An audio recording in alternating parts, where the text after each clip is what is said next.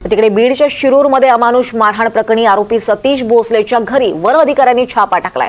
या छाप्यात सतीश भोसले उर्फ खोक्याच्या घरी वन्यजीवांच्या शिकारीचं घबाड सापडलेलं आहे। धारदार शस्त्रजाळी, वाघूर आणि बरंच काही या घबाडात सापडलंय। वन्यजीवांच्या प्राण्यांचे मांस सुद्धा आढळलेत। जिल्हा वन अधिकारी अमोल गरकळ यांच्या मार्गदर्शनानं 40 अधिकारी आणि कर्मचाऱ्यांनी ही धाड टाकली आहे। वन विभागाला उशिरा जाग आल्यानं वन्यजीव प्रेमीमधून संताप व्यक्त होतोय।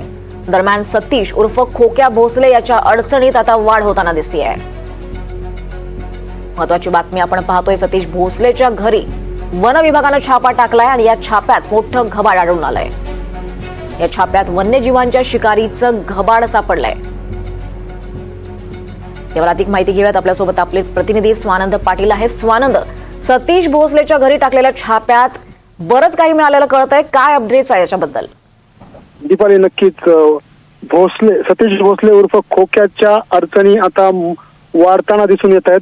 आधी मारहाण केलेला व्हिडिओ, नंतर पैसे उधळतानाचा व्हिडिओ आणि आता आज ढाकणे पिता पुत्रांना मारहाण झाली होती आणि त्याचं मुख्य कारण होतं त्यांच्या शेतात हरिणाची शिकार करण्याकरता हा तिथे गेलेला होता खोक्या आणि त्या अनुषंगाने ते भांडणं झाले होते आणि त्याच्या पुढची कारवाई म्हणलं तर आज वन विभागाने एक मोठी कारवाई केलेली आहे। खोक्याच्या घरी जाऊन ही कारवाई करण्यात आलेली आहे। यामध्ये धारदार शस्त्र, जाळी, वाघूर आणि बरंच काही इतर मटेरियल सापडलेलं आहे। ज्यामध्ये आपण बघितलं तर विशेष म्हणजे वन्यजीवांच्या प्राण्यांचे मांस देखील आढळले आहे। काल काही वन्यजीव प्रेमींकडून मोठ्या प्रमाणात आरोप करण्यात आले होते की खोक्या जो आहे तो प्राण्यांची तस्करी करतो का, वन्यजीव प्राण्यांची किंवा त्यांच्या माणसाची काही तस्करी करतो का। त्याच अनुषंगाने आज ही जी आहे धाड टाकण्यात आली होती आणि या धाडीमध्ये वन्यजीव प्राण्यांचे मांस देखील आढळल्याचं दिसून येत आहे।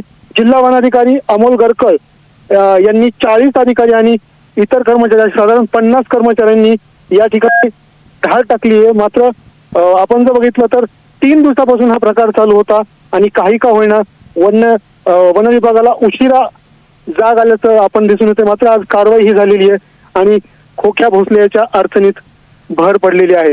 दीपाली, नक्की स्वानंद, हे सगळं शिकारीचं घबाड सापडलेलं। दरम्यान पोलिसांनी या सगळ्यांवर काय कारवाई केलेली आहे? आता ही सध्या कारवाई सुरू आहे।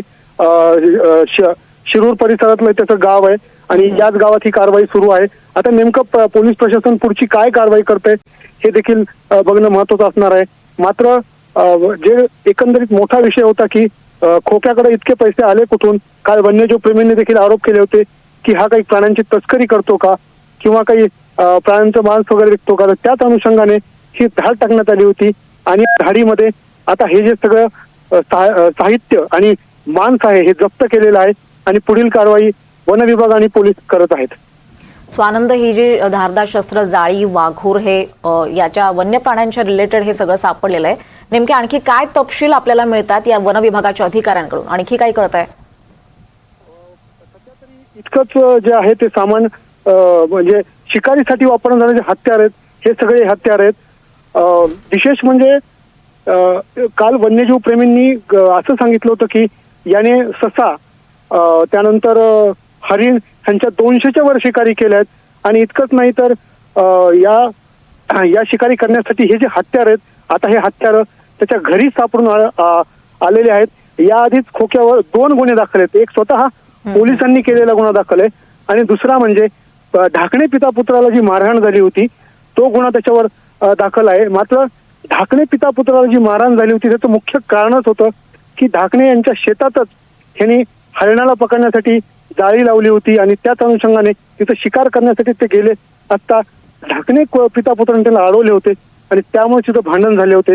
त्याचा पुढचाच आपण जर बघितला, पुढचं पाऊल जर बघितलं पोलीस प्रशासनाचं, तर आधी गुन्हा दाखल ढाकणेचा करून घेतल्यानंतर आता आज त्यांनी जे आहे ते त्या खोक्याच्या घरी धाड टाकत ही मोठी कारवाई केलेली आहे। नक्की स्वानंद, या प्रकरणी आणखी अपडेट्स तुमच्याकडनं घेत राहू। तुर्तास धन्यवाद या सगळ्या सविस्तर माहितीसाठी।